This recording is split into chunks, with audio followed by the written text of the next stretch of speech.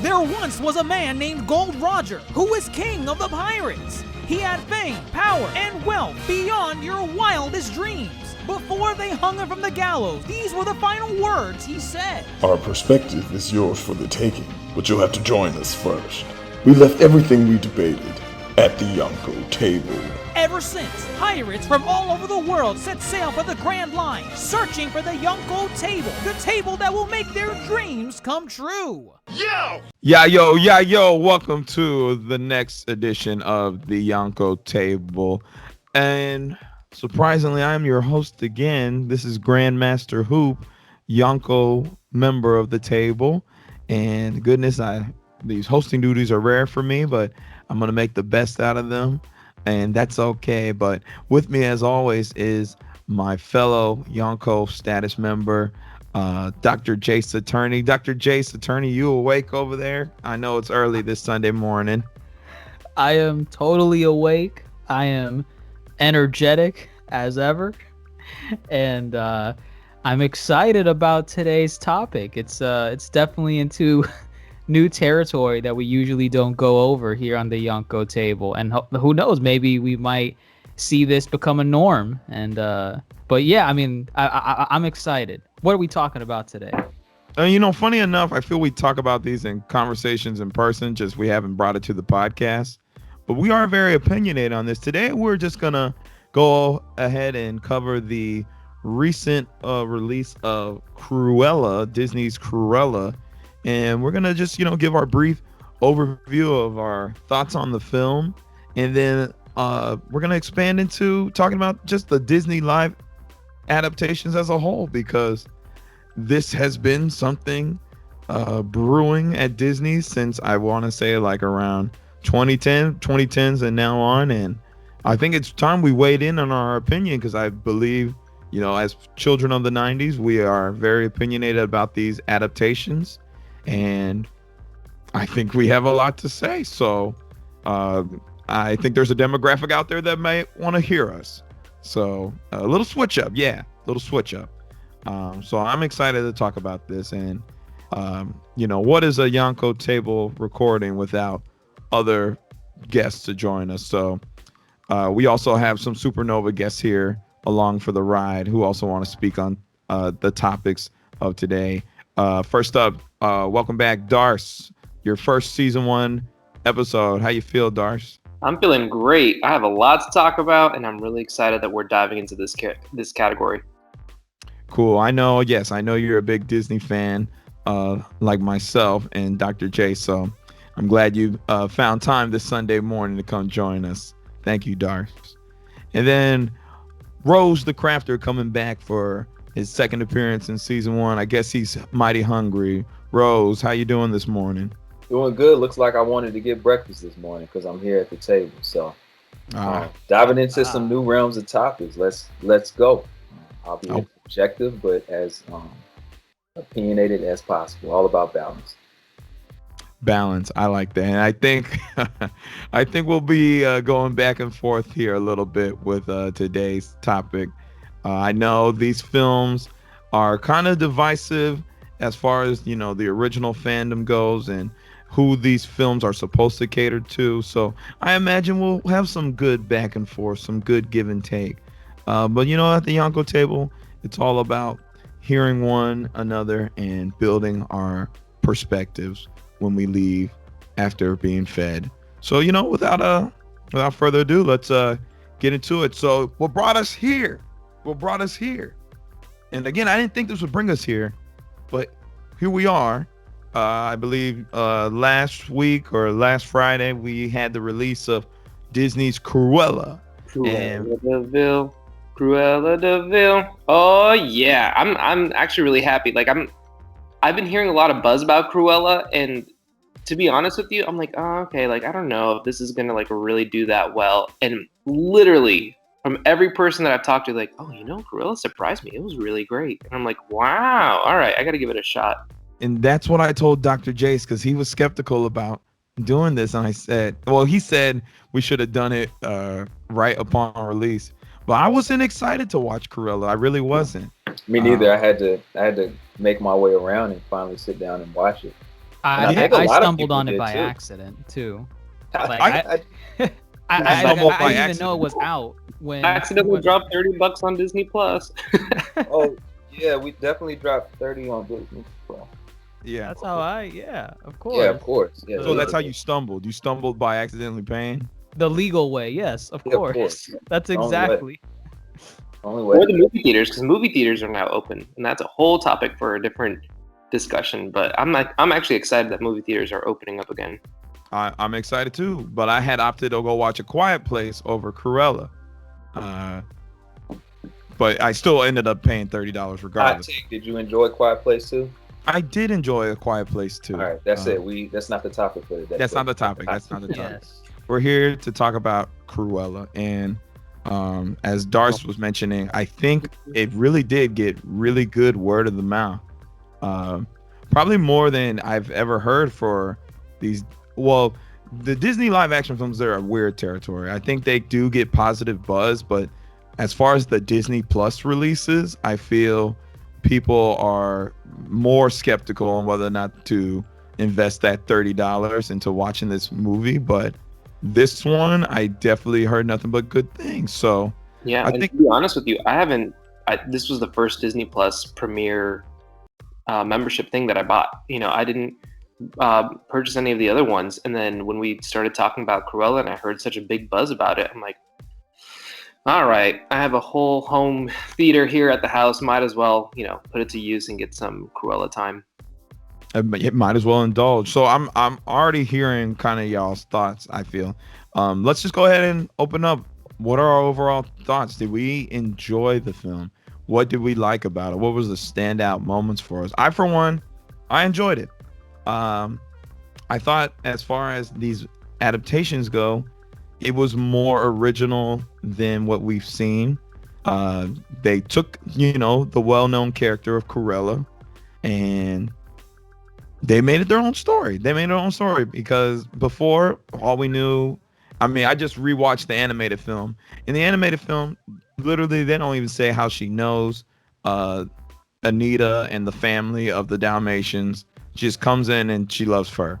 She wants a fur coat. And so I'm glad they took a different route. I'm glad they gave us more backstory. And even I also just watched the live action one too. She's just a fashion designer obsessed with fur. I like that they didn't go that route, and I'm glad they gave it more character. Oh my gosh, I'm sorry. I read the 101 Dalmatian book as a kid. I think she just liked fur.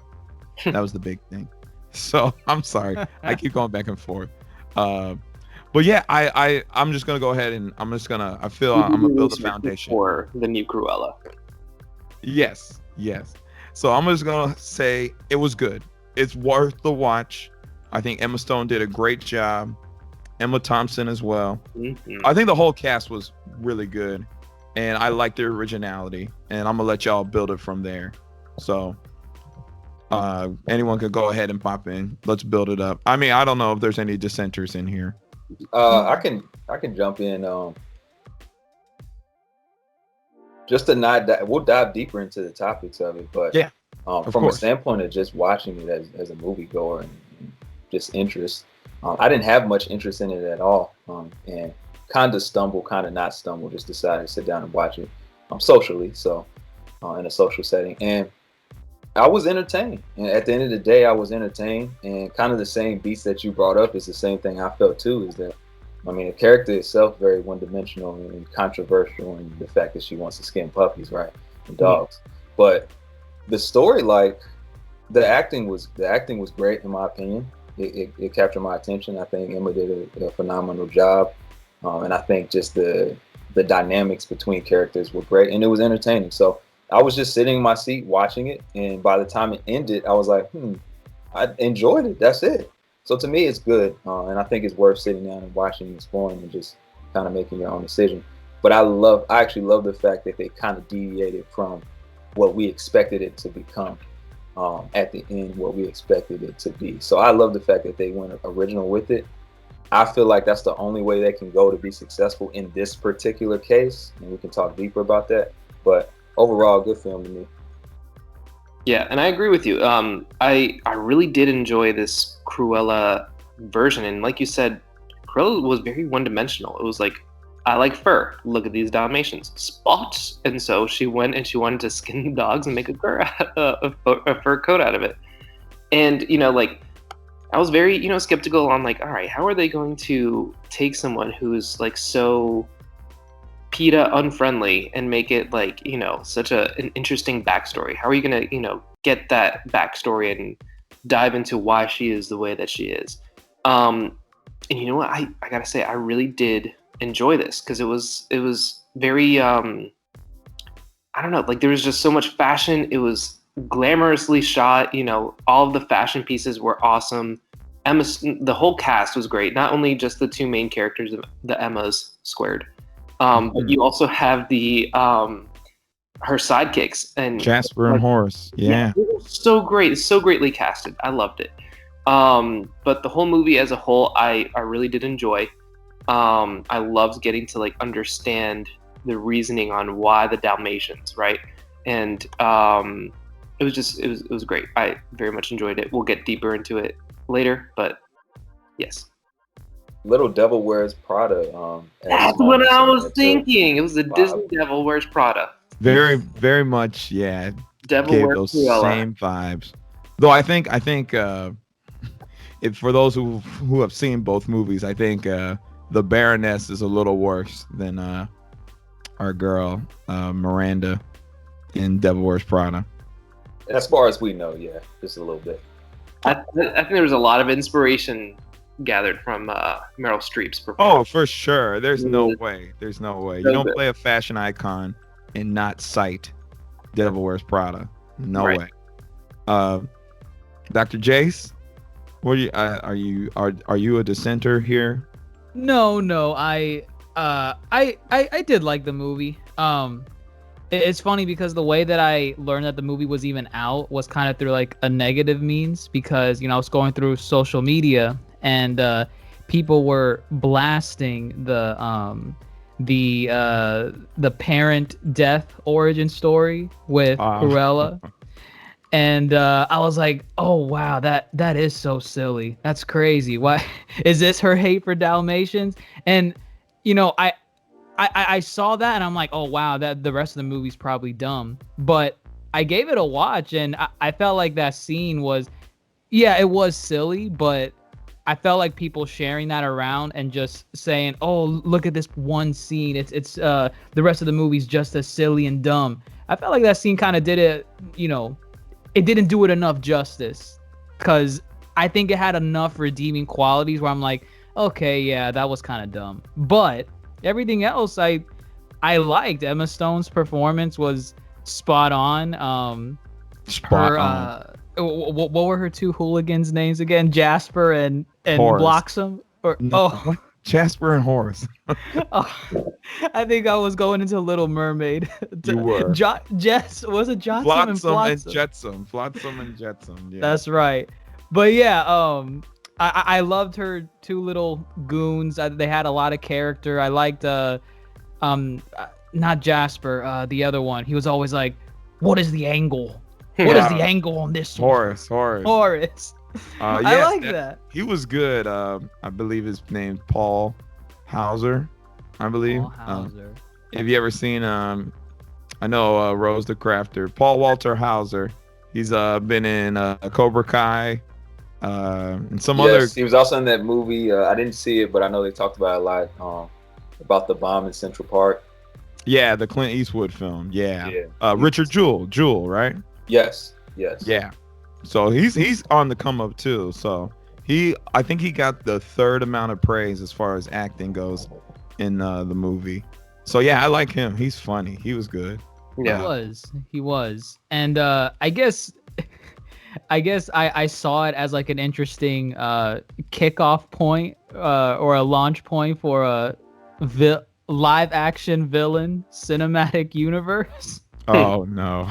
Interesting. So, I mean, maybe not in the sense that they're all connected, but I think I would like to think Disney would be more brave with some of these movies, like try to be more original, kind of like in vein of like Maleficent, where she was such like a blank canvas that we didn't really know that much about her. And then Disney came in and, you know, they casted Angelina Jolie, another big name star. And I haven't seen the second Maleficent, so I can't speak on it, but at least the first one, I enjoyed that movie, you know, to a degree. It wasn't like, if I was going to compare the two, I loved Cruella way more than Maleficent.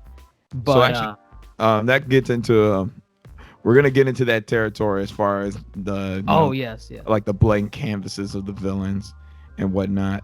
But now that you mentioned, you know, I guess you mentioned one of my questions, the ranking. Where does this stack up for y'all as far as these live action adaptations? Is this one of your higher rated films, or does it fall below the radar? I know, again, we probably should do a whole podcast on this list of where these films rank, but where do you have it kind of leaning towards, the top of your list or the bottom tier of your list? Now, when you say like the other like, do you mean like all of Disney's live action category? Any as live catalog? action remake or adaptation. So you the earliest one I could think of was the original 101 Dalmatians with Glenn Close. So everything's fair game. As long as it's a remake of an animated product of Disney, essentially. Right. Yeah. Right. So no Enchanted. No Enchanted. Enchanted is Okay. completely original. Yeah, no. Okay. I would have to take a deep dive and think about it really, but off the top of my head, it's definitely leaning more towards the top. Okay. When I go through the quick discography in my head, or Yeah. the quick videography, or whichever one I'm using that word wrong. But it's near the top for me, based on execution and based on the fact that we're alluding to, but based on the fact that they took that canvas and they did something different with it and kind of didn't go where everybody thought it would have went, and kind of a lot of people were mad that it would have went that way, and still can technically, but we can talk about that later. So it's up higher for me. It's hard to say best yet because I have to go back and look at all the live adaptations that I've seen. So, but it's up there. I haven't seen all of the live action films from Disney's catalog. I've only seen Aladdin and I think Jungle Book. Oh my gosh. And I'm really behind. I mean, I have Lion King right there. Like I could literally just watch it right now. I don't know. I have to be motivated to do it. But like aside from those two, and then Maleficent, and I mean, obviously it's been years since I watched it, but I do remember seeing both of the original live action 101 Dalmatians. Because right, they made two of them. They made yeah, they did have a sequel, 102 Yeah. Dalmatians. Yeah, right. Forgot about that one. So, based on that, I mean, for me, out of the small catalog that I've seen, Jungle Book is at the top for me. And I would say Cruella is kind of close up there. Like it's a solid number 2 from what I've seen. Like it does have the potential to be up there with my take on Jungle Book. But I just remember really walking out of there and I'm like, wow, Jungle Book was really, really good. And then they made the second live action adaptation, and that was doo-doo. That one was bad. Are you talking about? You It was Mowgli. I Yeah. know. Yeah, it was the Yeah. Mowgli movie. I'm like, Yeah. oh my god, don't do this again. Gotcha. Nah. But yeah, that's how it is for me. And Aladdin. Oh man, I loved Aladdin, but Aladdin was I'm talking about the original Aladdin, not not the live action one. The live action one, I was just really bored. I don't know. It didn't sell me. Speechless. Oh my god. Different discussion. Oh no! Don't bring that No. up. Look, Do that's our next topic. That's our next All topic. right. I'll be free. Go ahead, Darce. Where are you leaning Cruella towards? So I actually have not seen most of the animal remake movies other than Lion King. I haven't seen Jungle Book, Dumbo, or Lady and the Tramp.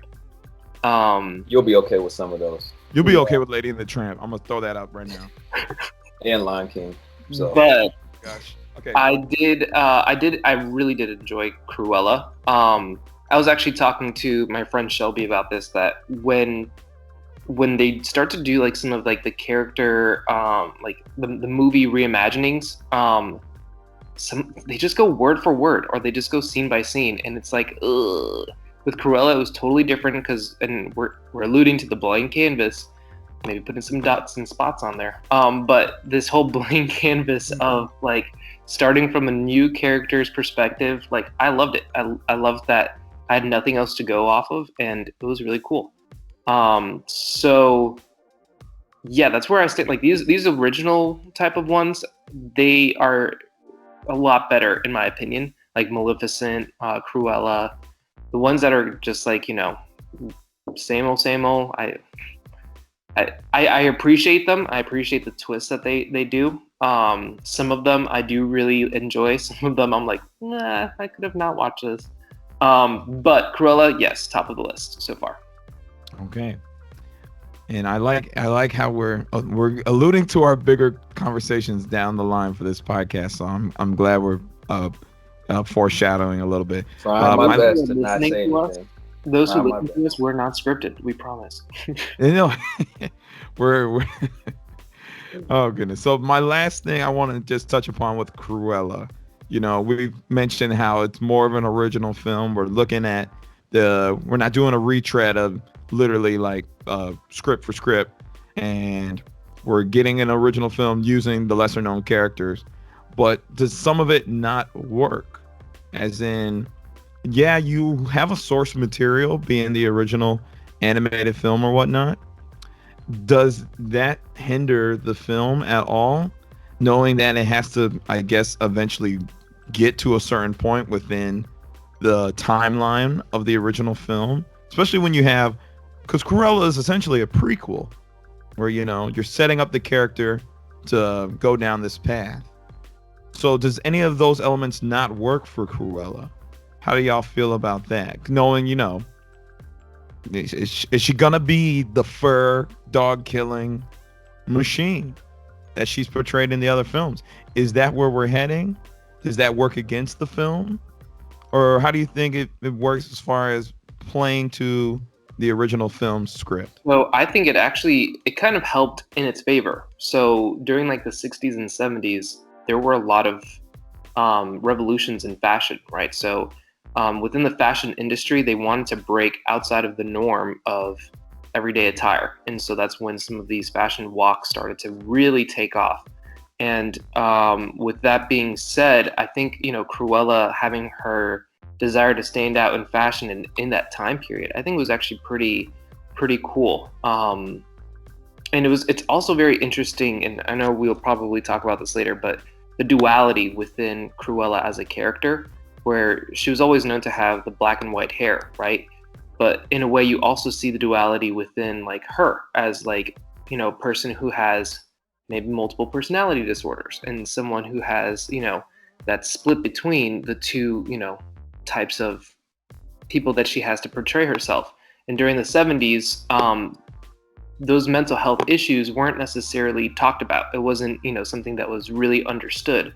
So I think, you know, having the time period it play in effect, I think was pretty cool. Do I think maybe everything was 100% historically accurate? Probably not. Like having cameras in a mansion and, you know, all that stuff. Like it, maybe not, but it was still pretty cool. I really did enjoy the placement of Cruella in the time history, I guess. Yeah, so I'll take an angle, kind of building off what Darce said, and I'll take an angle from a different approach, actually.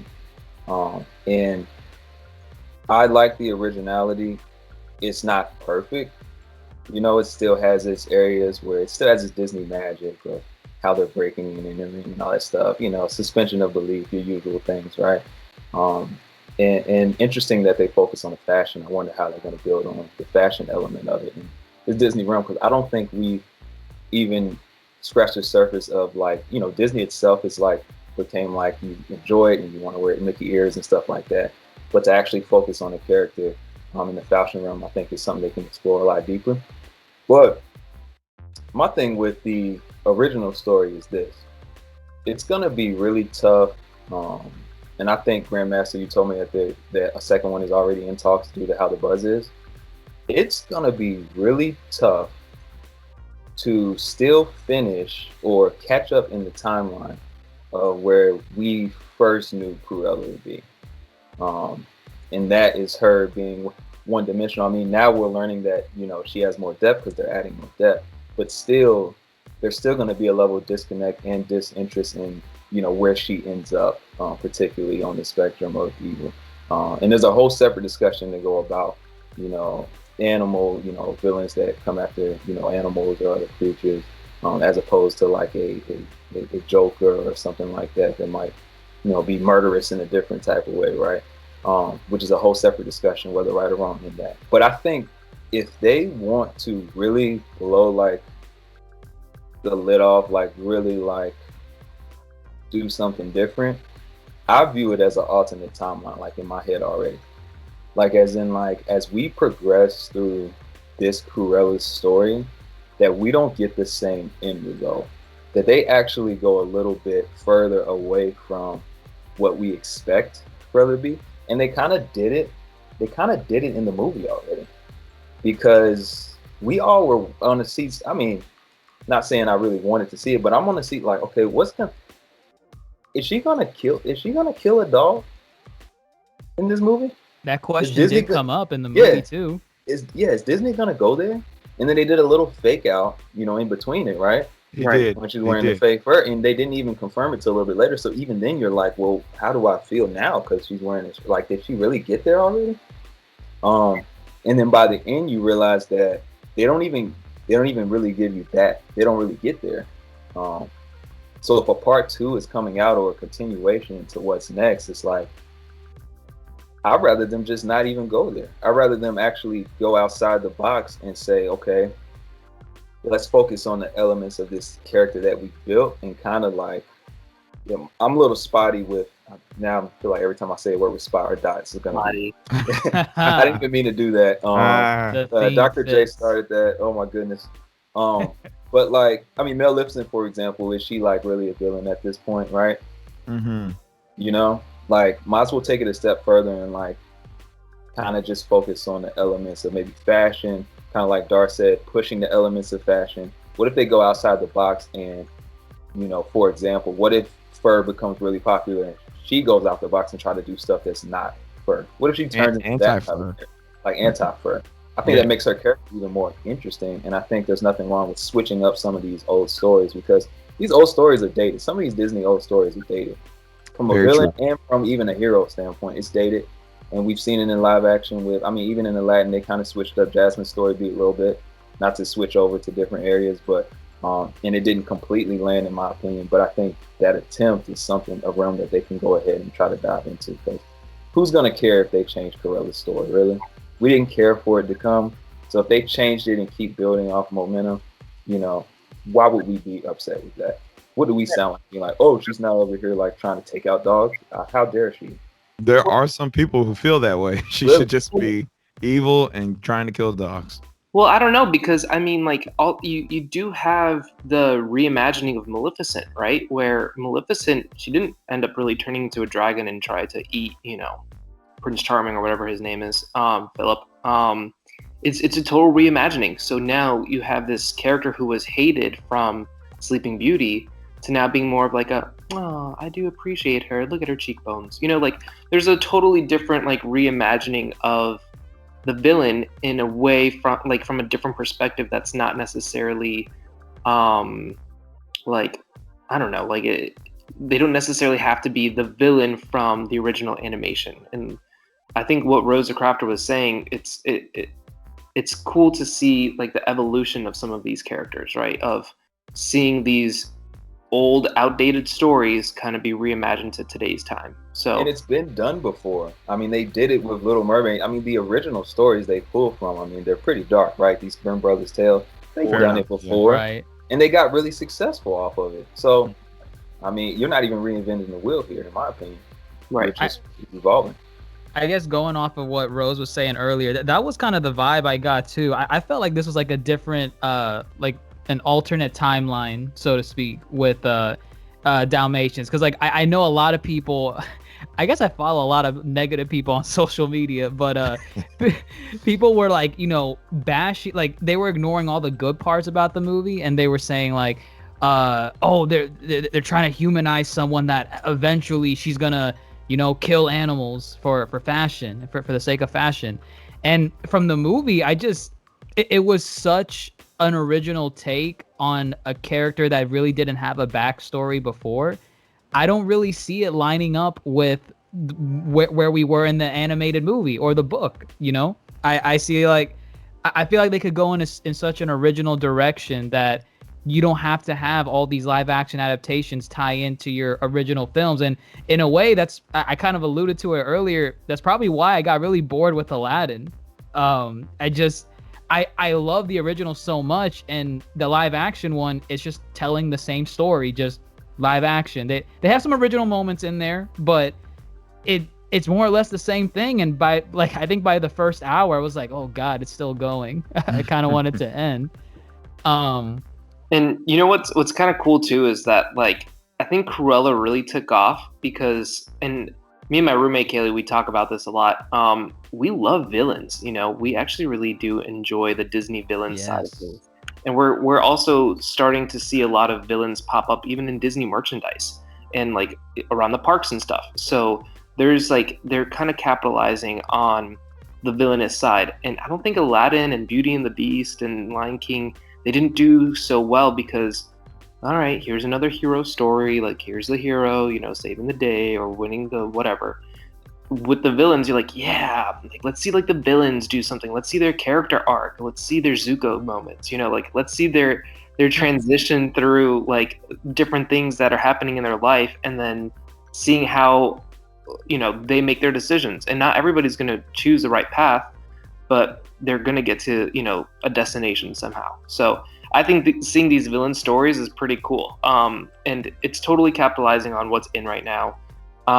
We're seeing, some fun stuff like happening. And it's actually kind of funny because I'm seeing on Twitter a lot where people are like, let's see this person's backstory. And it's like, random people from different movies. And let's get Jafar's backstory.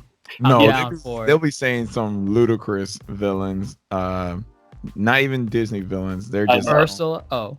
No, they're just going all over the place. They'll say something like, oh, let's see Darla Dimple's backstory from Cats Don't Dance. Yes. Why did she become an animal animism type racism towards animals in Hollywood type stuff. But summing up everything what y'all said, I think y'all all raised some really good points. Like we don't want to see the same stories told over and over again. And here we are getting these original stories, and they are very dated, the source material. Like I never even thought about, as Darce mentioned, she's got some duality. Maybe she is suffering from, some split personality going on. And those are like taboo topics back in the 60s and 70s. There's very much if you were suffering from certain disabilities and whatnot, you're highly looked down upon and not helped out by society. So maybe Cruella was just one of those victims, and here we are exploring those from a wider perspective, because we ourselves are more woke than people in, say, like the 60s who were writing these things, who happen to actually all be predominantly white. So the lens and the scope is very narrow. But I'm gonna go ahead and switch gears, because y'all already are alluding to it, and I want to keep this momentum going. Let's just talk about villains moving forward. As far as, do we care if you're going to present us a remake or an adaptation of a Disney film? We don't necessarily want the same story, as y'all said with Aladdin.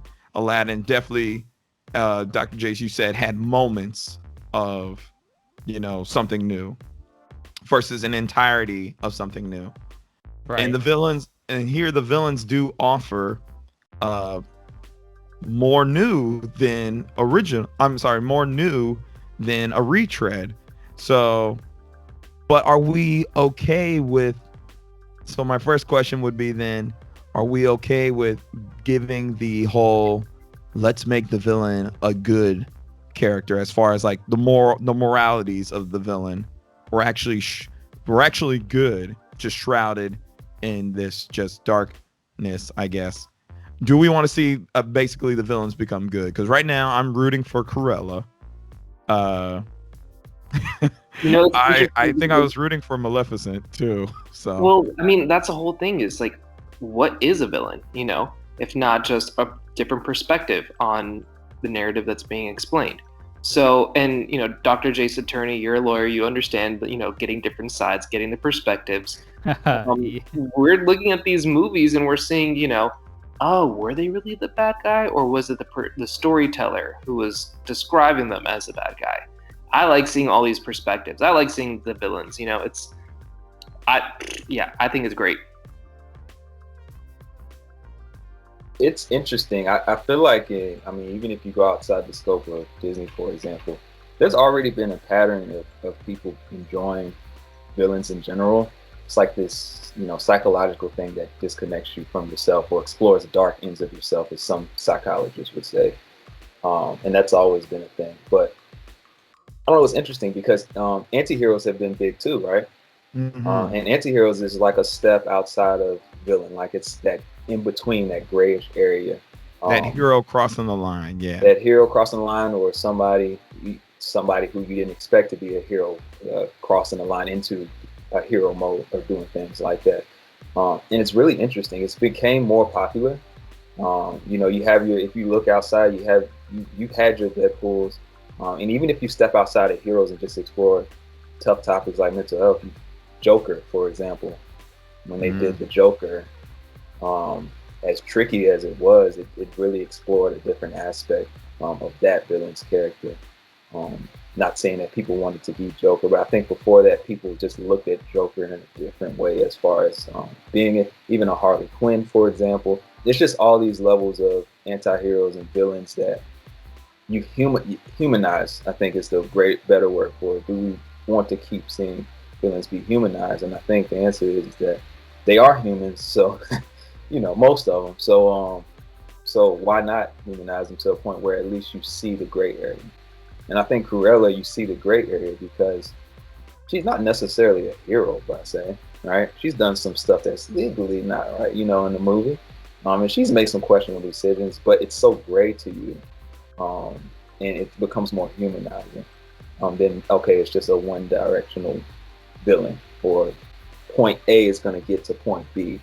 Now you have all this in between that makes you think. And we've already seen that in movie culture, and I think TV culture anyway. So I think it's always going to still be prevalent, because we as humans connect to things that, relate to humans, emotions, feelings, situations, no matter who the character is. That's what makes you jump into a movie. I mean, we enjoyed the acting because of the feeling of it, right? If you had an animated Cruella, for example, and you couldn't really convey emotions like that, would you even look at the movie the same, right? So, I got lost in the sauce. I don't even remember the original question, but I think it's still, I think it's gonna be pretty relevant and still pretty warranted to bring in these villains and give them a story. But you have to be intentional and specific with it. You can't try to humanize everything, because then it gets tricky, especially I think Disney brand is going to have it trickiest because it's Disney. But they've already been experimenting in general. We've talked Wanda, we've talked Marvel. It's been hit and miss with stuff. Remember, John Walker's a great area, and they kind of weirdly executed him being gray. Remember near the end of Winter Soldier and Captain America, it was kind of weird. They dropped the ball on that one, kind of. But I think people are still going to come and tap into that dark side of these people, because they have more stories that connect to the stuff that people might not want to talk about, because it's Disney, it's heroes, it's glossy, Let's go darker, let's go deeper. They want to keep it kind of cookie cutter. Some don't want to broaden that scope. Dr. Jace, you can open this one up. Do you want those gray areas, or do you enjoy a villain who's just pure villain the Saturday morning cartoon-esque. Let's take over the world. No actual idea of what that looks like, but let's go take over the world. Where do you stand? I kind of like. Honestly, I was a little disappointed when they did the fake out at the end because with the Dalmatian killing, because I thought we actually went there where she did go over the deep end. I'm like, oh wow. So even though I was sympathizing with this character early on, now I'm questioning, do I still sympathize with her? Because she just didn't wake up one morning and say, I hate Dalmatians, I want to make fur coats out of them. She was pushed to that edge. Like, she was in a room with the dogs that killed her mom. Yeah. And these are, they're savage, little beasts. And I thought when she killed him, I'm like, oh man, at the same time, the dogs don't really know any better, but like, do I feel sorry for her? Like, it made me question it. But then the fake out happened. I'm like, oh, okay. So she didn't really kill the dogs. I guess I'm on Cruella's side still, because it's unfair for her. But yeah, I would say put more of the gray areas in, just so that you can question if you're on the side of the villain or not, because what are villains but fallen heroes, as they say. I know this is off topic, but Naruto did this a lot where no villain woke up one morning and said, I'm gonna be evil. Yeah. They got pushed to that. They got pushed to that state. So I put in more gray areas. And I think that also raises the question, was Cruella a special circumstance? Because Disney's going back and doing live action adaptations of, the OGs, right? So your Aladdin, I think Hercules is in the works. Hercules Lion is King. in the works, yeah. Right. And I wonder if Cruella was like a special exception where they're like, oh wait, we already did a live action adaptation of these movies. Do we really want to do another one? Let's do something different. And then maybe that's how Cruella got put on the table. And that's why they went in that direction. And also like with Maleficent, we didn't have a live action adaptation of anything with Sleeping Beauty yet. So how is Disney going to handle this moving forward, I guess? Because they don't seem to be going towards, like, as much as I want a Jafar movie, I guess. I want an Ursula movie. Oh my gosh. But they kind of already did live action. Well, I guess not Little Mermaid yet, but some of the other ones like Lion King, we're not going to get a Scar movie. We're not going to get a Jafar movie. So I don't know. The ball's in Disney's court. Hopefully Cruella did well enough. But yeah, I guess we'll see. I'll rate you because like in Aladdin had the opportunity to. I don't think Jafar necessarily needs a movie. However, Aladdin, the live action adaptation, had an opportunity to give Jafar more backstory. And they actually even alluded to it in that film. They said Jafar, kind of had a one-on-one with Aladdin. He said, I was a street rat too. I grew up on the streets just like you. And I wanted power. I climbed the ladder and I did what I had to do to get to where I am today. And that was it though. Except for he pickpocketed Aladdin in the middle of the streets, showing that, he still got his street rat moves. But they could have just, I'm not that I write fan fiction, but I said, how cool would it have been if Jafar was this like legendary street rat who Aladdin and his friends looked up to, right? Growing up. And then Aladdin finds out, he's actually the evil guy that trapped me in the Cave of Wonders with no way out. That would have been really cool. But they didn't do that. Yeah. So I want to open up now. I don't think every villain is deserving. Who do you find deserving? Who do you want to see? Hold on. Before we get off the topic of Aladdin, I really just want to bring up an interesting point is that when we were watching some of these like Disney animated movies, we don't necessarily see the female side of some of these characters, of like the backstory of some of the females in the Disney movies. other than like the main protagonist. So I think what they wanted to do is maybe not give too much credit to Jafar, but give a little bit more of a spotlight to Jasmine, right? We're seeing Cruella, her backstory. We're seeing some of these other females. So you think it's a reverse of minimizing the female characters and making them one note? You know, they're in love with the protagonist. Right. Giving them more of that background, right? So we're seeing Maleficent, Cruella, you know, maybe we're going to be seeing an Ursula, you know, more focused Little Mermaid movie, you know. But I don't think you can do that and still not, you can still give backstory to the villain. Yeah, I think Aladdin live action they tried to do that too, and I actually enjoyed that update that they tried to do with Jasmine. I enjoyed the concept of it. I don't think they executed it as well, particularly with that movie. Speechless is terrible. Speechless is terrible. Speechless. That's something separate.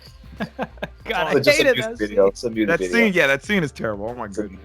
But it's kind of cool to see like the ladies kind of get a little bit of a deeper dive. And you know, while we were talking, I was kind of going through that list of like kind of like Disney movies and seeing like, all right, what Disney villain or what side character do I want to see a backstory of?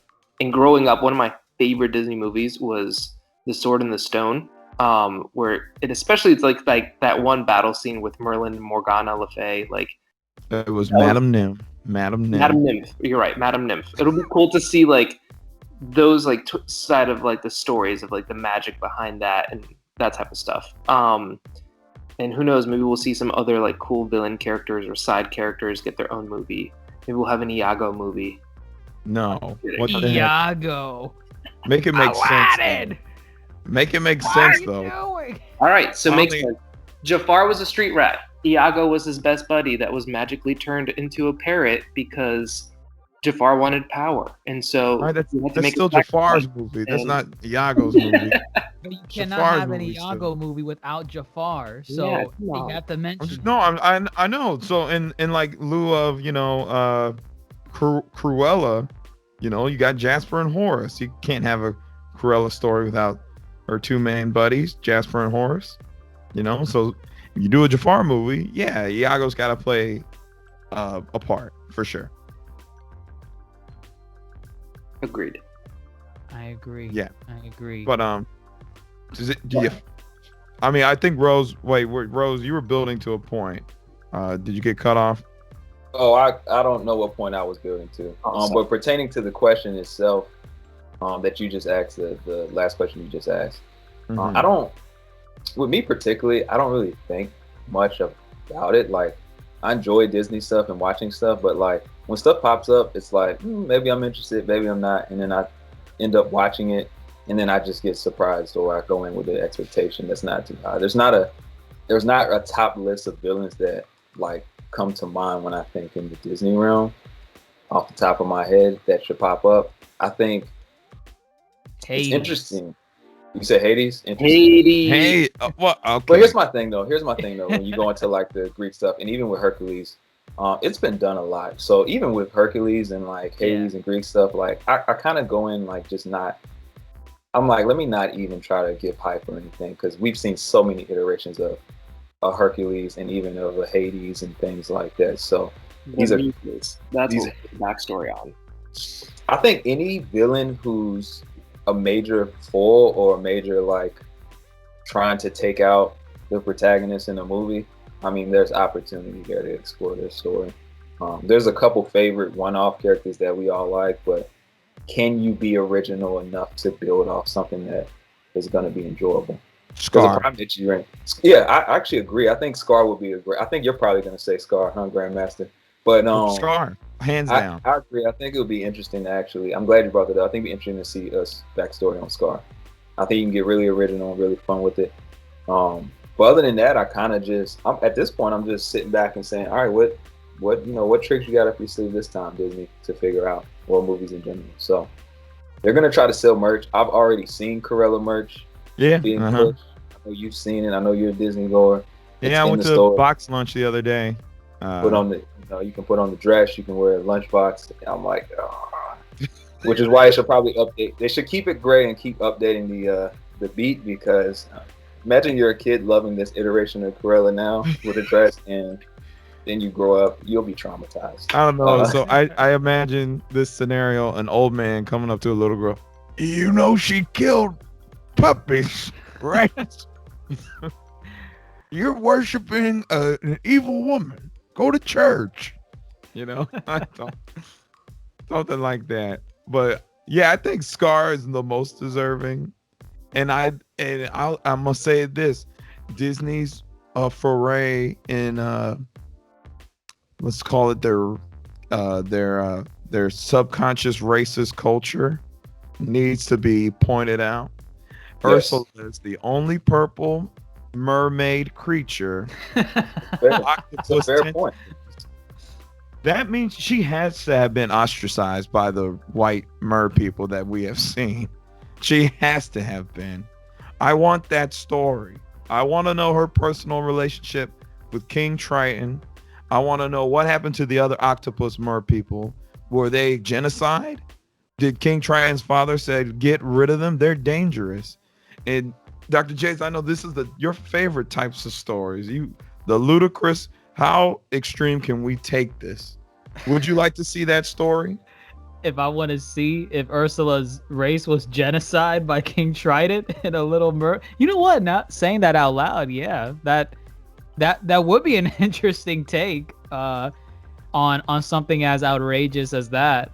At that point, where do you stop? Well, let's do a Flounder backstory. Oh Let's my do God. Okay. That's where you draw the line. No, yes. Flounder, he's a fish. Ursula's an octopus. Flounder's story is near the same as Nemo's story. His whole family got eaten by a barracuda, and that's it. But you see, that's what we know so far. Well, Before Cruella's movie, you would have said she's just a fashion designer that wants to kill Dalmatians. How are you going to make a movie about that? You don't making a fair point. Nobody would have said the same thing about Cruella. Rose, you agreeing you want a flounder? I mean, I didn't ask for a Flounder, but I also didn't ask for Cruella, so I can't refute him in that. Exactly. Stop. Caliber. Pre-Cruella time period, I would agree that yes, a Flounder movie would be ridiculous, outrageous even. But seeing how well they did Cruella, imagine the originality they can do with Flounder. I mean, I'll say if they do a Flounder over Ursula, that's just disappointing. They might as well go. Not ridiculous. I can't with you. I know we're all joking about having a Flounder movie, but come on. He's not joking. Well, we're not all joking. Next up, he's gonna want a Miko the Raccoon movie from Pocahontas. Cool. What was Miko's? No, it would not. Yeah, he was definitely, What was his perspective on colonialism? Yes. Like, what did he see from the colonial? No. He lives in the wild. They're cutting down his trees. He's like the Lorax. It could be a take on the Lorax. Or Fern Gully, or Avatar, or Dances with Wolves. They're all the same. Grandmaster, the more you say no to these characters and explain why, the more you present opportunities to how a story could happen. Yes, exactly. Because you could have said the same. What are they going to do? They're going to speak of colonialism? Possibly. Actually, yeah, that's really. Yeah, I guess they could. Yeah, I guess. Oh my, that's not. So you're saying dissenters like me for characters such as Flounder and Miko are the reasons why we get these films? Yes, exactly. 100%. The dissenting opinions fuel the creativity that goes into these films. Boom. Yeah. Because you could have said the same thing about Cruella with, what kind of story are you gonna tell? An Ocean's 11 movie, a Devil Wears Prada. There's nothing there. There's absolutely nothing. And then bam, look at us talking close to an hour about this magnificent film, Cruella. What I will say is if they with the villains that they take, there's eccentric and there's villains with characteristics that just like, even though they're evil, you just like enjoy watching, right? And so I think those are great opportunities, and I think that's probably what made Cruella stick out. I mean, Glenn Close helped produce it, right? Like yeah, she did.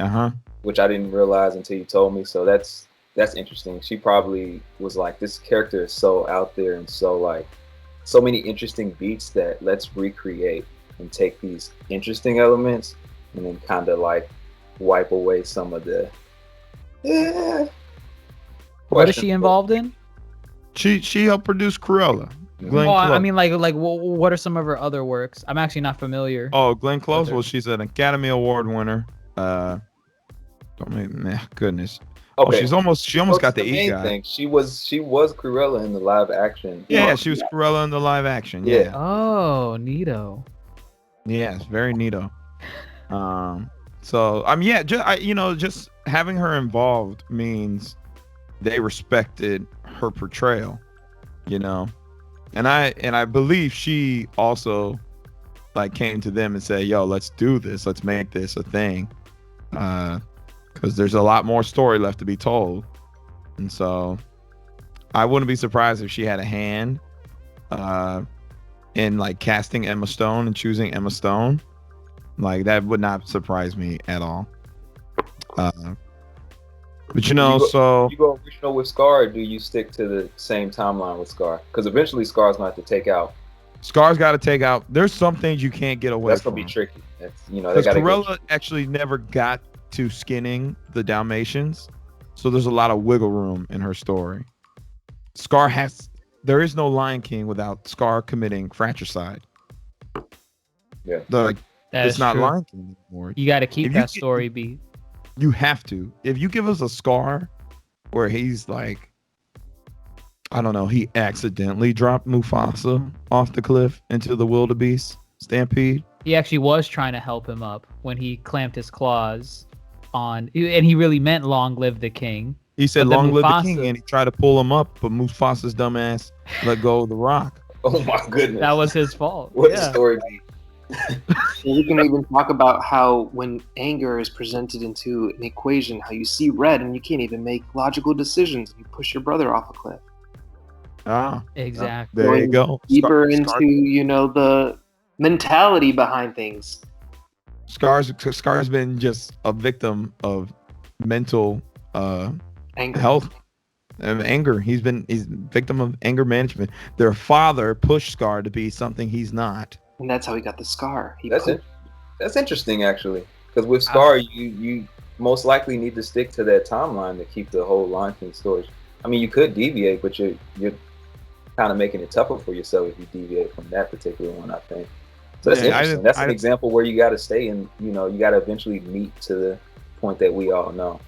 That one he has to be, he's the villain of the story. He's not misunderstood. I think it's really, he's just kind of that pure evil. He could still be misunderstood, though. No, I mean, he's misunderstood, but to the point where, he's committing murder. At that point, there was no turning back.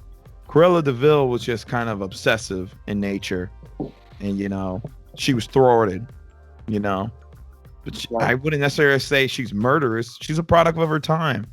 Skinning animals wasn't necessarily problematic, but here, listen, we're having fun with these conversations, and I hope the audience gets to have fun with our little tangents. But let me just go ahead. I think we've covered most of the beats I wanted to talk about, but let me just wrap it up with like one little final question. Y'all could give your overall thoughts. So with the live action adaptations as a whole, what is it that y'all want? You can just close it out like that. Is it you want pure childhood nostalgia where you retread the steps, or do you want more original takes on our beloved stories? And as a whole, do you think they've been doing a good job, or is it really kind of unbalanced right now as far as there's more bad outings with these live action adaptations than there are good outings? Darce, you can go ahead and kick that off. All right. So yes, I think they're doing a good job. Are they going to make mistakes? Yeah. Is it going to be perfect? No. But yes, I think they're doing a good job. I would like to see the nostalgia, but I also like to see the perspectives. So give me nods to some of the original stuff, bring back some, memories and childhood, viewings, but also give me kind of like that refresh, perspective on some of these characters. So I think they're doing a great job, and I'm going to pass it along to Rose. Yeah, kind of to the similar beat. I don't want to say they're doing a great job, but I think they're heading in a great direction now.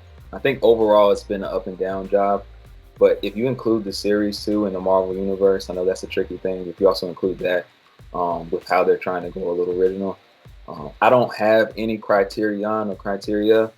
Just get a creative mind in there and let them go wild, and we'll just see what happens. Because that's really what's going on now, is that we're just seeing what happens. So I'm not going to give them a new formula to work with. I hope they don't turn into just new formulas. I think their new formula should be just put it in the room and see what real magic actually happens in the story. So I'm just going to let myself be surprised. I don't have any expectations other than them to keep pushing the envelope in these stories. So that is an expectation. All right. And I agree too. Yeah, go ahead. Low expectations on all of these. That's what I went in with Cruella, and I came out pretty satisfied with how it came out. So some silly story beats more than others, but overall I was like, wow, I was actually wide awake throughout this whole movie because it was good. So be creative and just go the route of originality. I don't want to see another nostalgia-filled live-action movie. I've seen Aladdin had its work cut out for it because I already love the original. So live-action, cookie cutter, copy-paste type of movie had an uphill battle, and to me, it didn't meet that. So Cruella, keep the originality in there and the creative force, and the nods. Keep the nods for us. Keep the nods. Yeah, I mean, like even the ending with Cruella, they did keep a nod to it, where it's like, oh yeah, this is the. I mean, I don't remember the names, but that's how the original 101 Dalmatians started off. So keep the nods in there. Keep them minimal, but overall, just be original, and I guarantee you, it will pay back in dividends. Fair enough. Yeah, wrap things up. Yeah, I think I'm team. Let's push the envelope. Let's take the sources and let's update them for a modern audience. Let's explore some areas that weren't explored before, but keep in mind there is a fan base that grew up with these films. Give them some homage that they can hold on to, but understand there's a new audience out there, and we want more takes on what it is with these characters in a more modern perspective. So I'm for it. I thoroughly enjoy Cruella. I would love to see an Ursula film, but I mean they already got Flounder. Shut up. I mean they already got the Little Mermaid currently being worked on right now with my girl Halle Bailey from Chloe and Halle. So but gentlemen, I appreciate y'all waking up this morning, coming on, talking about this. Again, I think we owe this demographic. I know they're out there, and I think they'll be happy that we covered this. And I imagine whenever the next Disney adaptation comes out, we might update our thoughts and whatnot. So hey, Yonkō Table, that's what we're about. Talking about these things, working in the culture of film, TV, and all that jazz. So Dr. Jace, you got anything more to say before we close out? No, I would say we covered everything. Give me that Flounder movie, give me that Sebastian movie, and I think we're going to be set with a good Iron Man scenario to kick off this live action villain cinematic universe. Okay. I'm glad you're closing on a troll note, but thank you anyways. Well, everyone, thank you for tuning in for our latest edition of the Yonkō Table. Again, I'm your host, GrandMasterHoop, with me as always, DrJaceAttorney. And of course, shout out to Darce and shout out to Rose the Crafter for joining us this morning. But don't forget to rate and follow. Yes. And subscribe and review. Yes. Let us know your thoughts. Yes. We'd love to hear them. YonkoTable on Twitter at YonkoTable and our Facebook. Go check it out. Without further ado, YonkoTable signing off. Take care, everybody.